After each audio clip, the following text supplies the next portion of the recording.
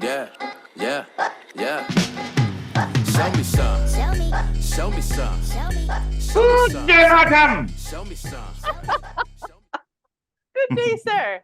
Wow, that was loud. That was really loud. I'm gonna do it louder next time.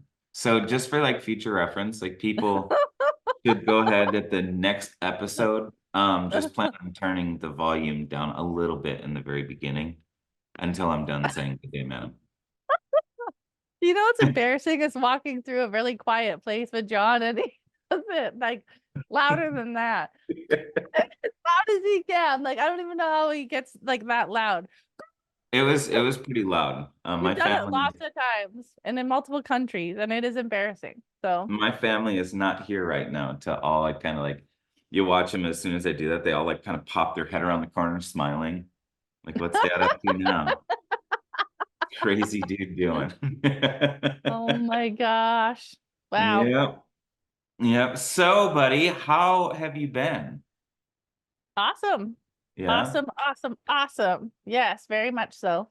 Anything new and exciting? So yes, actually, I had a chance this weekend to do something I haven't done in a very long time. Which is? And I invited a bunch of agents to come on Zoom and invited them to take their mic, the mute button off so I could hear them dial. And I did it for 4 hours on Saturday. Ooh. And it was super cool because I got to hear, like, it's always funny what people think happens and what actually happens, right? What do they say? There's like 3 sides to every story. What you said, what the people think you said, and what actually happened, right? It's Yeah. right. But I got to hear like some conversations, both sides of them. I got to hear the rebuttals in use, the script in use by a ton of different people at different skill levels. So I have like 3 things to talk about that I think are really going to help, that I kept kind of hearing over and over again. Yeah. That are going to really just rock your world, John, today. So, well, buddy, I'm so excited. I'm gonna kind of piggyback on this too. Obviously, on the same kind of concept, right? Is because on Friday, we literally just have kind of like this call, and I think Miranda was like forced to join me on this call, if I'm not mistaken. Yes. Like there was a flyer that was made with just me and my idea, and then it turned into a don't suck at sales, kind of like training class. But it's so cool because we get to hear, like, this is what we ask of people, right? Like, hey, throw it in the comments of stuff that you kind of need, right? And we're actually getting it live, right? And like from people, and it's just bringing up a lot of stuff that I used to do. And I remember you kind of hearing one, you're like, oh my God, dude, that's awesome. I'm like, podcast. So I'm pumped for this one today too. So they'll get some of our old brain out. Let's do it. All right. So, okay. So let's talk about DOT for a minute. Deflection, objection, takeaway, right? Deflected, objected, take it away. So we spent a lot of time, John. I think our second episode we ever did was on DOT. And people are doing good, right? They're using things like, that's exactly why I'm calling. That's a great question. I'll get to that in a minute. So that's good. But I want to just make a disclaimer today, if that's okay. Okay. Disclaimer is about to come out. Okay. So if something comes up more than twice, you have to answer it. Yes. You have to answer it. All right. It's going to sound like you're not paying attention, and people are going to get mad and they're going to hang up on you. Yeah. Okay. Here's the other disclaimer. The whole idea of deflection was to get through the first paragraph. Okay. You got to get through the first paragraph so that they can know why you're calling. Right. Yeah. But there are some people that you're getting through the first paragraph, perhaps, and they still don't understand what you're calling about. John, does it make sense to keep on talking to someone past the first paragraph of a outbound call when they have no idea what you're calling about? No, ma'am, it does not. Okay. All right. So I invite you to add this in as like an explanation. And I've seen this in a lot of scripts, but it says like, what mortgage protection does, John, is if you die, get sick or disabled, it just kind of makes sure that your family will not lose the home. Back to script. Yeah. Or if it's life insurance, listen, John, I'm calling about life insurance, and you know, if you die or you get sick or you can't work, I want to make sure that your family is okay. Back to script. So we have to give like, it's almost like a deflection, but it's a one line just to explain what it is. And then don't wait for approval. Go back to script and keep talking. But I heard that missing a lot, John, and people were getting hung up on when you don't need to get hung up on. I think we have a chance there to just engage and get them back. So yeah, no, I totally agree, buddy. It is. And like think about that. Like how many times has somebody called you and you had no idea what they were talking about and you just hang up? I don't want to waste my time anymore if you can't simply explain what it is that we're on the phone with. yeah. Right. And it's just, yeah. So love it. Love it. Love it. So the other thing that is an honorable mention for the day, or what do we call a nugget? A nougat. A nougat? A nougat. It's like I like nougat. I like I'd bullet. like a nougat, please. Can I have 2 nougats and a You bullet? gotta be like, give me another nougat. All right. Can I have another nougat? All right. Okay. So stupid. So I know we're totally going crazy today. Okay. So, okay, the one thing that I want to talk about is I hear a lot, especially when people are calling on the older leads, people saying that they already have coverage. Okay. Let me ask you a question. If somebody has coverage, are they a buyer of insurance? Yes. Okay.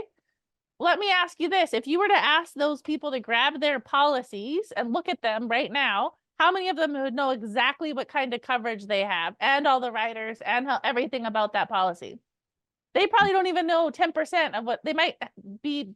I'll tell you this, John, 100% of people that I've asked them to grab their policies, they were wrong 100% of the time. One dude actually had way better coverage than he thought.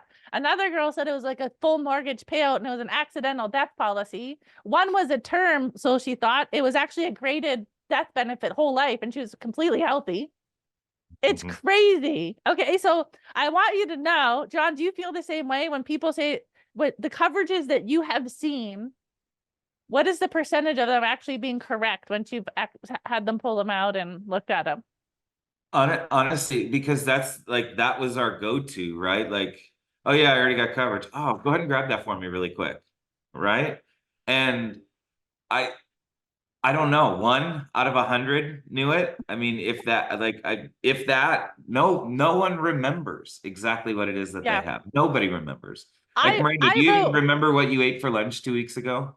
I don't even know exactly what my policy is. Like, I have a whole bunch, but like, if you told me, okay, what date did you take it out right now? And like everything, I don't remember. Like, I did it like 8 years ago, a lot of them even. And I did it myself. Like, I know I don't remember what I had ate for lunch like a couple of days ago. I don't. I do remember yesterday. I don't remember the day before. Anyways, besides the point, here's what I want you guys I want to arm you with, that these guys, just because they say they have coverage, does not mean that it's the right coverage or the best coverage. Okay.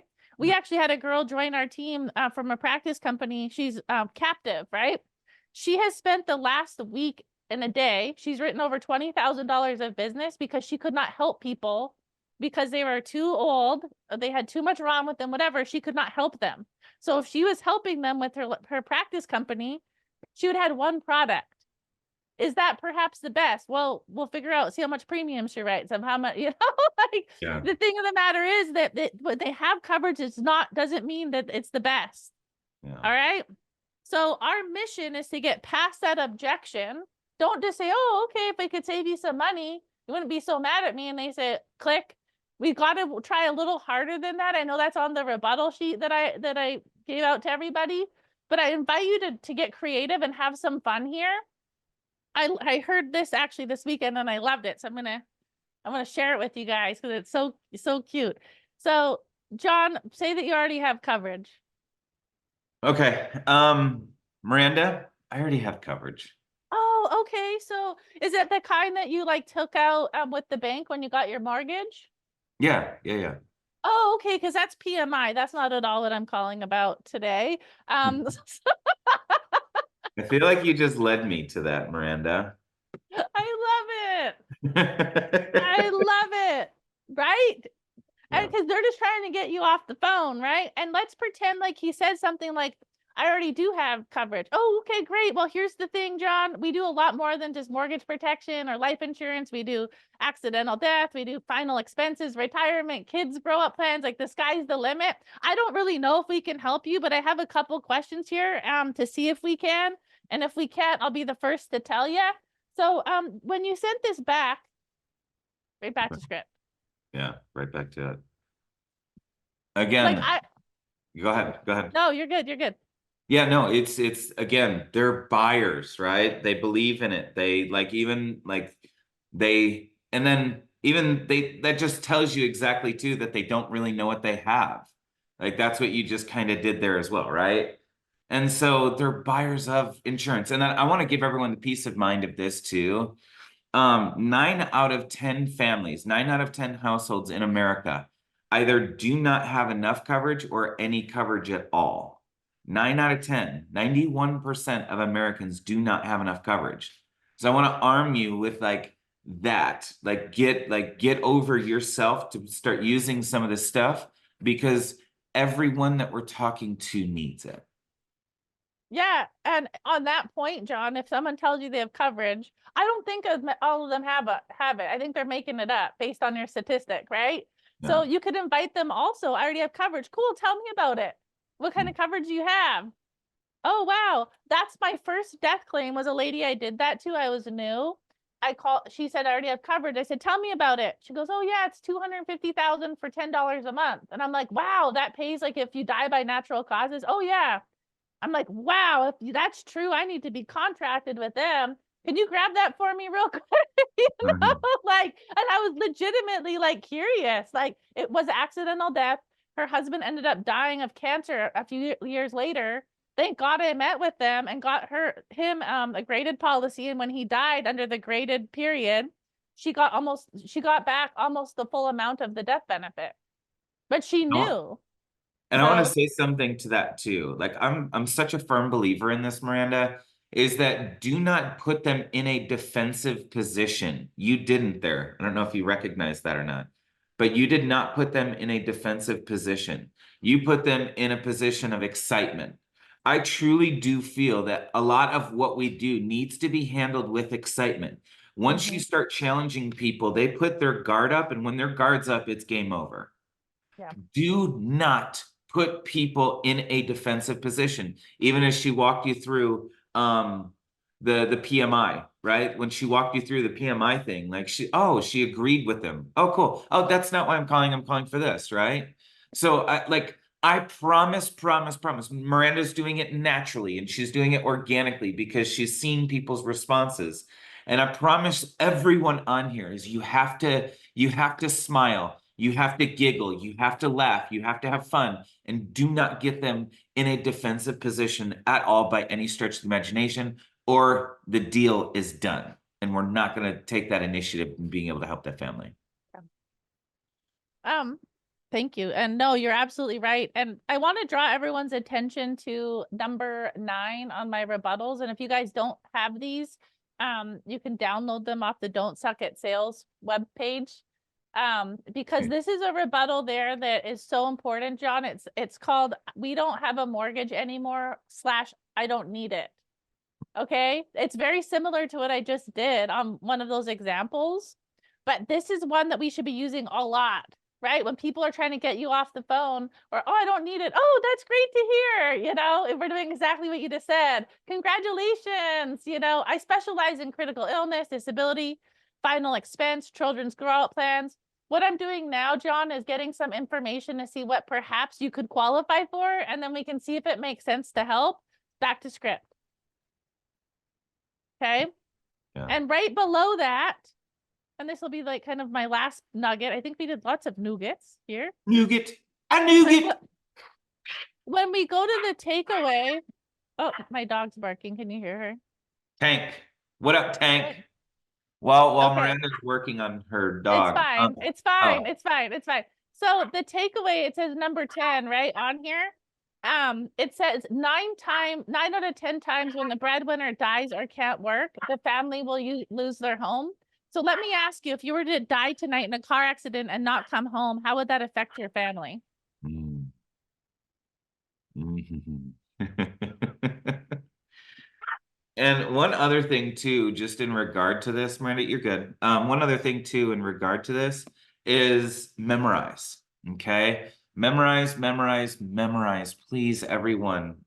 Just do that. Like I believe this wholeheartedly, and I've seen so many people transition from poor in this industry to average just simply by memorizing their memorize everything. Memorize your phone script, memorize your rebuttals, memorize your meeting with families presentation, memorize it all.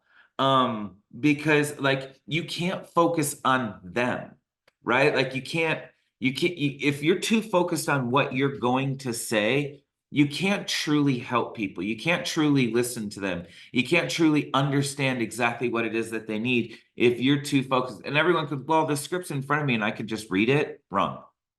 Okay. If literally you can't push your script off to the side and deliver your script with perfection, then you're not doing this business correctly. And I promise you, like if you don't do that, you're not gonna win. So good. So memorize more. Yeah. And again, there's a revision up on the Don't Suck at Sales podcast page with a couple more objections on there. And yeah, the number one thing that you can do for your business and the return on investment on leads and time, know your stuff, know your crap, y'all.